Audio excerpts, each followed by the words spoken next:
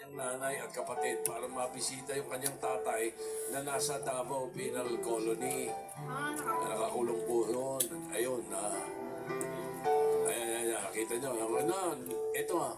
Ito yung nakabisita sila. Ayan, bisita sila. Ayan, sa Pilitan. Davao Prison and Penal Si nanay, si Camila, at saka isang kapatid. Nabisita si tatay. Matagal-tagal na silang hindi nakakabisita kasi. Maglilimang taon. Bale. So, noong nakaraang linggo, nakatanggap po tayo ng balita.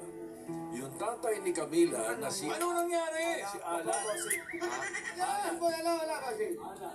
Alan, hindi ikaw. Sorry. Ano? Si Alan, yung tatay ni Camila, Oh. acquitted. Wow! Walang sala. Ibig sabihin, Sala. sala na siya. Galing! So noong Biyernes po, nakauwi na siya dito sa Maynila at muli silang nagkita-kita ng kanyang buong pamilya. Panoorin po natin ang kanilang pagkikita. Kaya sa airport. Ay, si tatay nakamonte. Parang hindi pa napapansin. Nakahuli yung tatay nila.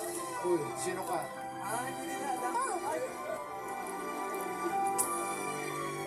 Surprise!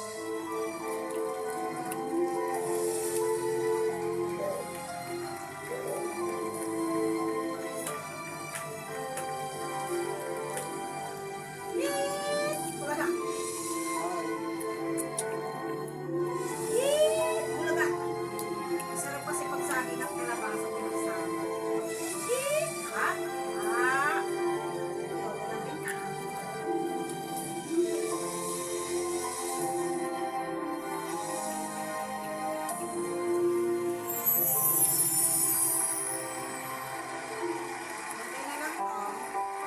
Ikaw may iyak sa... Dala lang, okay. Ito na nga, kasama natin sina Camila, si Tatay Alan, si Nanay Gemma, dito sa studio ngayon. Halika po, ganito para... Yan, magkwentuhan. Sino pa yung dalawa? Buong pamilya. Kapatid? Tatay Alan, congratulations. Si Camila. Ang kanyang asawa na isang foreigner.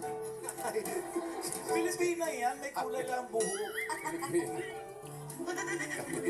Si Camila yung naging sugod pa. Ito. Anong pakiramdam mo ngayon, Camila? Masaya po. Nakita namin, parang hindi mo pa nakakilala si tatay nung unang dating niya rito. Surprise po ako. Na-surprise? Patingin na surprise. Selfie.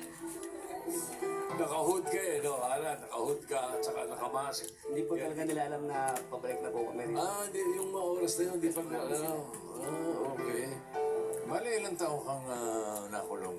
Bali 5 taon po. 5 taon. Doon sa Davao? Sa Davao po, mga 1 taon kalahati po. Galing ka ng... Nang Makati City Jail po. Tapos nilipat na sa Davao. Ng Davao po. Tapos si nanay, Ba't si ganun? asawa. Siya po yung dumadalaw sa akin doon. Davao pa? Sinuportahan niya po ako doon. Nung nasa Davao, nadadalaw ka pa rin eh. Siya lang. Pero itong mga anak mo, ito pa eh, sino to? Anak din ba to? Panganay ko po. Ayan ang panganay. Kaya po nagpapasalamat ako kay Tito Sen yung pinadala po nila yung dalawang anak ko. Nakilap ko sila ako. Ano pangalan nitong isang umiiyak? Si MJ po. MJ. NJ. MJ. Ano masasabi mo? Hindi makapagsalita kasi. Ito si panganay. Ano pangalan? AJ po. AJ po. AJ. Si AJ, tapos si MJ. AJ.